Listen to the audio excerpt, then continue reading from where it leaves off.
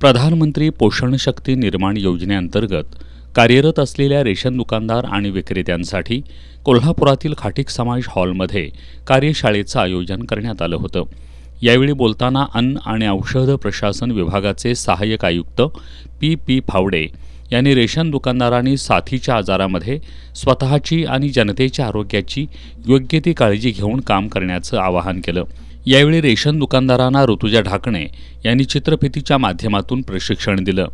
Ration धान्य दुकानदार संघटनेचे जिल्हाध्यक्ष डॉक्टर रवींद्र मोरे, अन्न सुरक्षा अधिकारी MR मासाळ, दीपक शिराळे, रमेश पाटील, गजानन हवलदार, संदीप लाटकर, अनवर मोमीन, पांडुरंग सुभेदार, अक्षय ठोंबरे, SK शेनवी, अरुण शिंदे, कोल्हापूर शहर, कागल, इचलकरंजी, पन्हाळा, हातकणंगले, चंदगड आदी तालुक्यातून 200हून अधिक रेशन दुकानदार या प्रशिक्षणासाठी उपस्थित होते.